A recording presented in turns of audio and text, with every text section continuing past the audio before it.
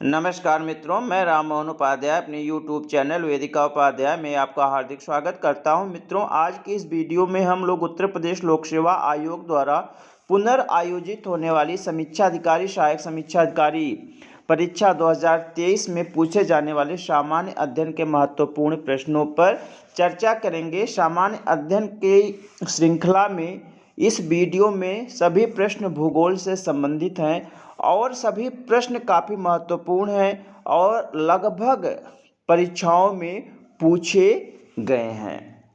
जैसा कि हम सभी को मालूम है कि उत्तर प्रदेश लोक सेवा आयोग ने समीक्षा अधिकारी सहायक समीक्षा अधिकारी परीक्षा 11 फरवरी 2024 को आयोजित की थी, लेकिन परीक्षा पूर्व ही पेपर लीक हो जाने के कारण जांच के उपरांत सरकार ने इसे निरस्त कर दिया और 6 महीने के अंदर फिर से आयोजित करने का निर्देश उत्तर प्रदेश लोक सेवा आयोग को दिया है।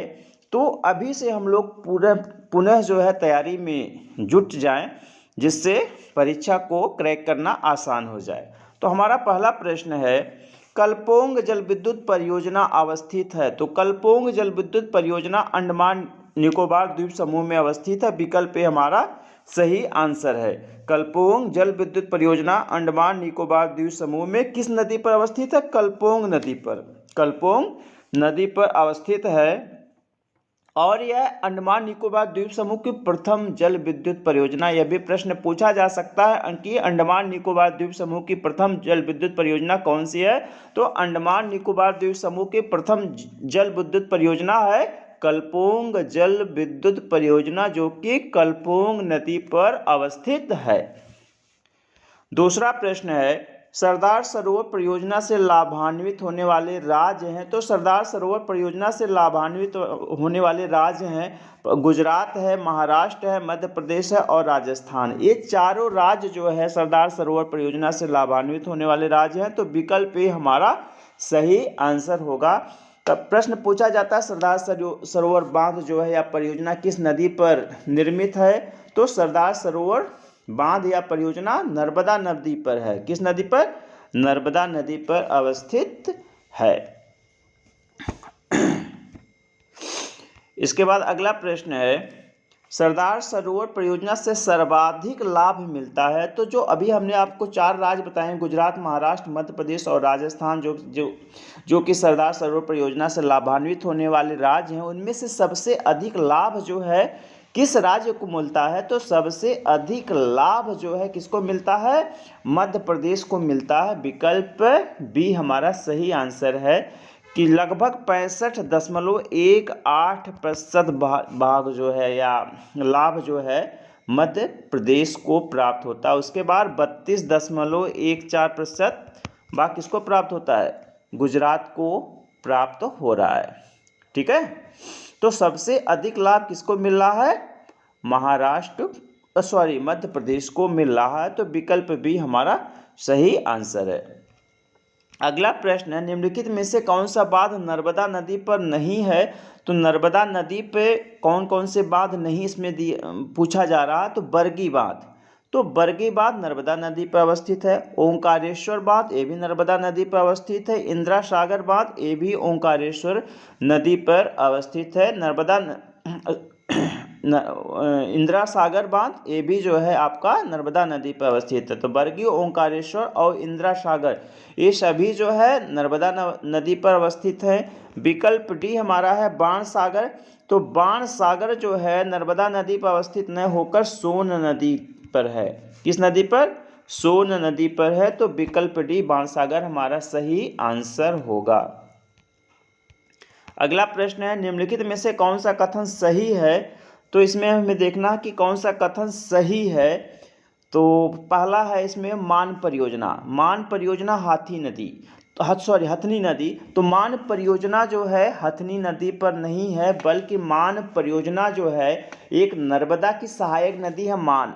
नर्मदा नदी की सहायक नदी है मान और मान परियोजना उसी मान नदी पर अवस्थित है। तो विकल्प ए हमारा सही नहीं है। विकल्प बी है शहीद चंद्रशेखर आज़ाद परियोजना। तो शहीद चंद्रशेखर आज़ाद परियोजना किस नदी पर है? तो शहीद चंद्रशेखर आज़ाद परियोजना जो है हथनी नदी पर है। यह किस नदी पर है? हथिनी नदी पर है, जबकि विकल्प में क्या दिया हुआ, बेदा नदी, तो ये भी गलत हो जाएगा, ये भी गलत हो जाएगा। मान परियोजना हथिनी नदी पर न होकर मान नदी पर अवस्थित है। शहीद चंद्रशेखर आज़ाद परियोजना बेदा नदी पर न होकर हथिनी नदी पर अवस्थित है, इसलिए दोनों विकल्प गलत हैं। इसलिए हमारा सही आंसर होगा उपर्युक्त में से कोई नहीं, विकल्प डी हमारा सही आंसर है। अगला प्रश्न है मित्रों, आगे बढ़ने से पूर्व आपसे अनुरोध है, आप वीडियो को देखने के पश्चात चैनल को सब्सक्राइब, वीडियो को लाइक एवं शेयर अवश्य करें। साथ ही साथ बेल आइकन को भी प्रेस करें, जिसके माध्यम से आने वाले वीडियो का नोटिफिकेशन आपको समय से प्राप्त हो जाए। हमारा छठा प्रश्न है, भाखड़ा नांगल एक संयुक्त परियोजना है। तो भाखड़ा नांगल बांध जो है यह एक संयुक्त परियोजना है, किसकी है, तो भाखड़ा नांगल बांध जो है एक संयुक्त परियोजना किसकी है, यह आपकी है हरियाणा की, पंजाब की, राजस्थान की। हरियाणा, पंजाब और राजस्थान, विकल्प ए हमारा सही आंसर है, जबकि इसका कमांड क्षेत्र हिमाचल प्रदेश में भी है। इसका कमांड क्षेत्र जो है हिमाचल प्रदेश में भी है। अगर इसमें हिमाचल प्रदेश भी विकल्प में होता तो मान लिया जाता कि यह सही है। तो हरियाणा, पंजाब और राजस्थान, हरियाणा, पंजाब और राजस्थान, विकल्प ए हमारा सही आंसर है।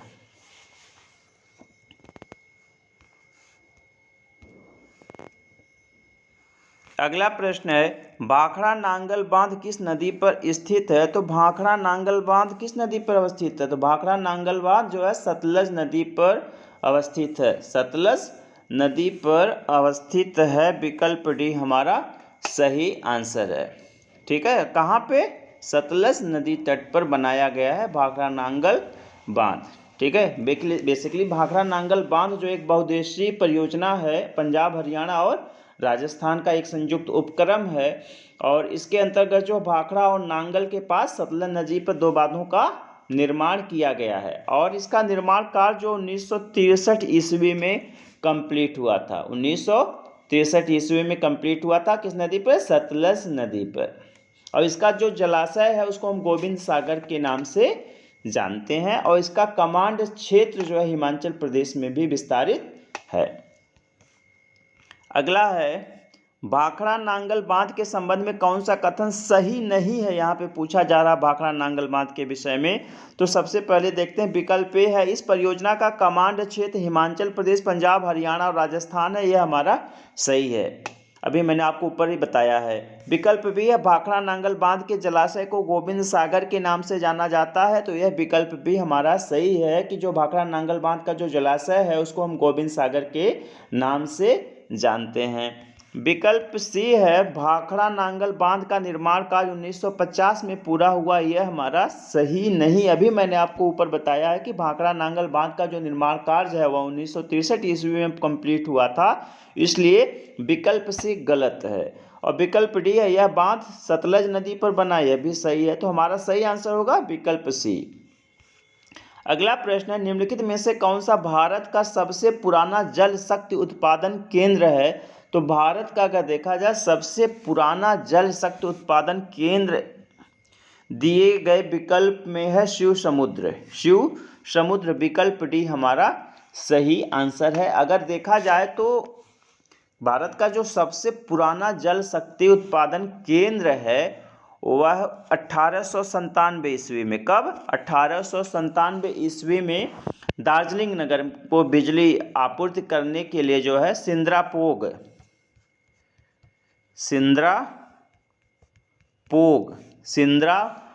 में जो है लगाया गया था, और यह भारत का सबसे पुराना जल विद्युत संयंत्र था। और आपका जो है शिव समुद्र जल विद्युत परियोजना है, शिव समुद्र कभी कभी पूछा जाता है किस नदी पे है, तो कावेरी नदी पे है। शिव समुद्र जल विद्युत परियोजना किस नदी पर है, कावेरी नदी पर है। और यह कहाँ पे है, किस राज्य में भी पूछा जाता है, तो कर्नाटक में है, कर्नाटक में कावेरी नदी पर है। और 1902 ईस्वी में इसका निर्माण कार्य किया गया था, और यह दूसरे नंबर पे 1897 में दार्जिलिंग में सिंद्रापोग जल विद्युत परियोजना, और 1902 में शिव समुद्र। चूंकि विकल्प में जो है आपका सिंद्रापोक का नाम नहीं दिया गया है, इसलिए डी शिव समुद्र हमारा सही आंसर होगा। अगला प्रश्न है, शिव समुद्र जल विद्युत परियोजना स्थित है। अभी मैंने आपको ऊपर बताया कि शिव समुद्र जल विद्युत परियोजना कहाँ पे, कर्नाटक में है, तो विकल्प डी हमारा सही आंसर है। अगला प्रश्न है, कावेरी नदी जल विवाद किन राज्यों से संबंधित है।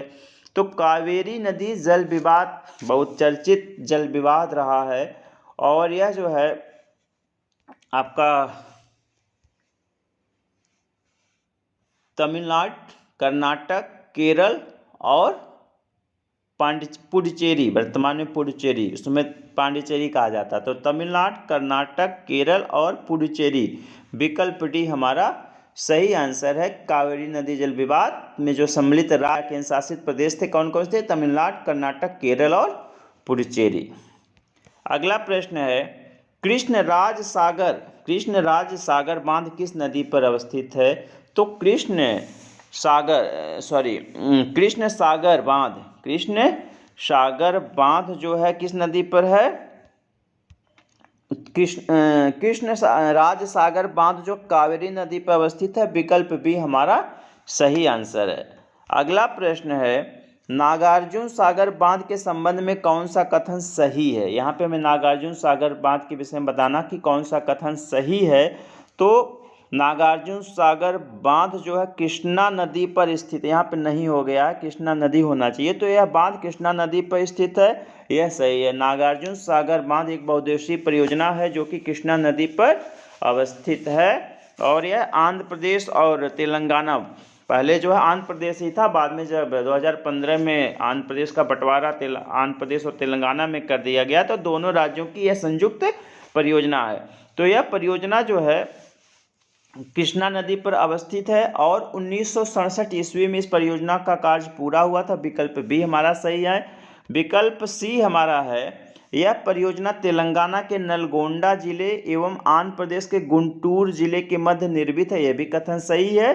तो विकल्प डी उपर्युक्त सभी कथन सही हमारा सही आंसर होगा। अगला प्रश्न है, भारत के किस राज्य में नागार्जुन सागर परियोजना अवस्थित है। तो भारत के किस राज्य में नागार्जुन सागर परियोजना अवस्थित है, इसमें दिया हुआ है आपका आंध्र प्रदेश, तमिलनाडु, तेलंगाना। हाँ, तो इसमें जो है आपका आंध्र प्रदेश और तेलंगाना, ए एवं सी हाँ आपका सही आंसर होगा, तो इसमें विकल्प डी हमारा सही आंसर है। अगला प्रश्न है, नागार्जुन सागर परियोजना स्थित है। तो नागार्जुन सागर परियोजना अभी मैंने आपको ऊपर बताया कृष्णा नदी तट पर, कृष्णा नदी पर स्थित है, विकल्प सी हमारा सही आंसर है। अगला प्रश्न है, हीराकुंड बांध के विषय में कौन सा कथन सही है। तो हीराकुंड बांध के विषय में पहला है, यह बांध उड़ीसा में महानदी पर निर्मित है, यह सही है। हीराकुंड बांध जो किस नदी पर निर्मित है, महानदी पर है, और कहाँ पे, उड़ीसा में, वर्तमान ओडिशा, ठीक है। विकल्प बी है, इसका निर्माण 1948 में प्रारंभ हुआ और 1957 में कंप्लीट हुआ, यह विकल्प बी सही है कि इसका कार्य जो है 1948 में प्रारंभ हुआ था और 1957 ईस्वी में कंप्लीट हो गया था, तो विकल्प बी भी हमारा सही आंसर है। तो इसलिए विकल्प ए एवं बी दोनों सही आंसर हैं, तो हमारा विकल्प डी सही आंसर होगा। अगला प्रश्न है, निम्नलिखित में से कौन सा कथन सही नहीं है। तो यहाँ पर है, पहला विकल्प है, विकल्प ए, चंबल नदी मध्य प्रदेश के महू के समूह विंध्य श्रेणी के जनापाव पहाड़ी से निकलती है, यह सही है कि जो हमारी चंबल नदी है मध्य प्रदेश के महू के समीप विंध्य श्रेणी के जनापाव पहाड़ी से निकलती है। विकल्प बी है, चंबल नदी इटावा के समूह यमुना नदी में मिल जाती है, भी सही है कि जो हमारा चंबल नदी है वह उत्तर प्रदेश के इटावा के समीप यमुना नदी में मिल जाती है। विकल्प सी है, चंबल परियोजना राजस्थान एवं मध्य प्रदेश की संयुक्त परियोजना है, चंबल परियोजना राजस्थान और मध्य प्रदेश की संयुक्त परियोजना है, यह भी सही है, राजस्थान और मध्य प्रदेश की संयुक्त परियोजना, यह विकल्प भी सही है। विकल्प डी है, नागार्जुन सागर बांध चंबल नदी पर स्थित है, तो यह हमारा सही नहीं है। जो हमारा नागार्जुन सागर बांध वो किस नदी पर है, वह कृष्णा नदी तट पर अवस्थित है, इसलिए विकल्प डी गलत है और हमारा सही आंसर है। अगला प्रश्न है, निम्नलिखित में से कौन चंबल घाटी परियोजना से संबंधित नहीं है, यहाँ पे पूछा जा रहा है। तो इसमें कुल 4 विकल्प दिए गए हैं। पहला है गांधी सागर बांध, दूसरा है राणा प्रताप सागर बांध, तीसरा जवाहर सागर बांध और चौथा है गोविंद सागर बांध। तो आपका जिसमें गांधी सागर बांध है, गांधी सागर बांध है, यह कहाँ पे है? यह आपका चंबल नदी से संबंधित है, मध्य प्रदेश में है यह बांध, यह मध्य प्रदेश में है। गांधी सागर बांध किस नदी पर है? चंबल नदी पर है या चंबल परियोजना से संबंधित है, यह सही है। विकल्प बी है राणा प्रताप सागर बांध, राणा प्रताप सागर बांध यह भी चंबल नदी परियोजना से संबंधित है और यह राजस्थान में है। इसके बाद विकल्प सी है जवाहर सागर बांध, तो जवाहर सागर बांध भी चंबल परियोजना से संबंधित है और राजस्थान में अवस्थित है। विकल्प डी गोविंद सागर, गोविंद सागर जो है यह आपका कहाँ पे है? गोविंद सागर बांध जो है चंबल परियोजना से संबंधित नहीं है, बल्कि जो आपका भाखड़ा नांगल बांध है, भाखड़ा नांगल बांध है, तो उसका जो जलाशय है उसको हम गोविंद सागर के नाम से जानते हैं। अभी ऊपर हम लोगों ने चर्चा भी किया है, तो विकल्प डी हमारा सही आंसर होगा। अगला प्रश्न है, गोविंद सागर अवस्थित है, तो अभी चूंकि अभी चर्चा हुई है, गोविंद सागर कहाँ पे अवस्थित है? भाखड़ा नांगल बांध में। तो भाखड़ा नांगल बांध पंजाब से संबंधित है, सतलज नदी तट पर। विकल्प डी हमारा सही आंसर है। अगला प्रश्न है, गोविंद बल्लभ पंत सागर अवस्थित है, गोविंद बल्लभ पंत, तो गोविंद बल्लभ पंत सागर जो है यह आपके उत्तर प्रदेश से संबंधित है। गोविंद बल्लभ पंत सागर कहाँ पे है? उत्तर प्रदेश के किस जिले में अगर पूछ लिया जाए तो सोनभद्र जिले में है, सोनभद्र जिले में अवस्थित है। तो विकल्प ए उत्तर प्रदेश हमारा सही आंसर होगा। अगला प्रश्न है, चंबल घाटी परियोजना की निम्नलिखित परियोजनाओं में से कौन प्रथम परियोजना है? तो जो चंबल घाटी परियोजना है उसमें सबसे पहले जो है गांधी सागर बांध, गांधी सागर बांध हमारा जो है 4 परियोजनाएं जो थी उसमें सबसे पहले गांधी सागर बांध का निर्माण किया गया था, या गांधी सागर बांध प्रथम परियोजना है किसकी? चंबल घाटी परियोजना की। विकल्प सी हमारा सही आंसर है। अगला प्रश्न है, टिहरी बांध उत्तराखंड में किस नदी पर अवस्थित है? तो टिहरी बांध जो है उत्तराखंड में भागीरथी नदी तट पर अवस्थित है, ठीक है, और यह उत्तराखंड के टिहरी जिले में है, उत्तराखंड के टिहरी जिले में अवस्थित है। विकल्प हमारा सही आंसर। अगला प्रश्न है, निम्नलिखित में से किस परियोजना की रूपरेखा संयुक्त राज्य अमेरिका की टेनेसी घाटी परियोजना के आधार पर की गई है? तो टेनेसी घाटी परियोजना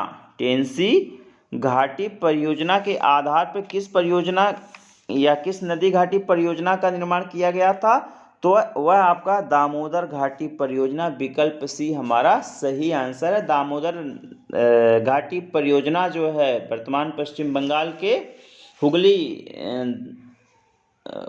की एक दामोदर नदी है, वर्तमान पश्चिम बंगाल में दामोदर नदी है, जो कि हुगली की एक सहायक नदी है, और जिसको हम लोग क्या कहते हैं? बंगाल का शोक कहते हैं, बंगाल का शोक। चूँकि वो बहुत ही प्रदूषित नदी है, इसलिए जो उसको हम लोग बंगाल का शोक कहते हैं, और उसी पे दामोदर घाटी परियोजना का निर्माण किया गया। और जो दामोदर घाटी परियोजना है वह संयुक्त राज्य अमेरिका की टेनेसी घाटी परियोजना की नकल की गई है, उसके आधार पर इसका जो है निर्माण किया गया। तो विकल्प सी हमारा सही आंसर है।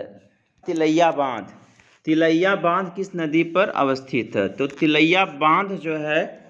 तिलैया बांध किस नदी पर अवस्थित है? तिलैया बांध बराकर नदी पर अवस्थित है। तिलैया बांध कहाँ किस नदी पर है? तिलैया बांध बराकर नदी पर अवस्थित है, और यह झारखंड के कोडरमा जिले में। बराकर नदी कहाँ पे है? झारखंड के कोडरमा जिले में है, और तिलैया बांध इसी नदी तट पर स्थित है। तो विकल्प भी हमारा सही आंसर है। अगला प्रश्न है, मैथान, बेलपहाड़ी एवं तलैया बांध किस नदी पर बनाए गए? अभी चूंकि ऊपर चर्चा हो गई, तो मैथान, बेलपहाड़ी और तिलैया बांध किस नदी पर हो जाएगा? यह आपका हो जाएगा वराकर नदी पर। विकल्प बी हमारा सही आंसर है। अगला प्रश्न है, निम्नलिखित में से कौन सा कथन सही है? तो पहला कथन है, दामोदर नदी कॉर्पोरेशन के विकास के पूर्व दामोदर नदी पश्चिम बंगाल में दुख की नदी मानी जाती थी। यह तो हमारा सही है। अभी मैंने ऊपर बताया है कि दामोदर नदी को बंगाल का शोक कहा जाता है, चूँकि वह बहुत ही प्रदूषित नदी है और हमेशा उसमें बाढ़ आ जाती है, जिसके कारण इसको बंगाल का शोक माना जाता था, तो दुख की नदी मानी जाती थी। विकल्प हमारा सही आंसर है। इसके बाद विकल्प बी है, दामोदर अपने ऊपरी भाग में तीव्रता के साथ प्रवाहित होती है तथा निचले भाग में इसका बहाव बहुत धीमा होता है।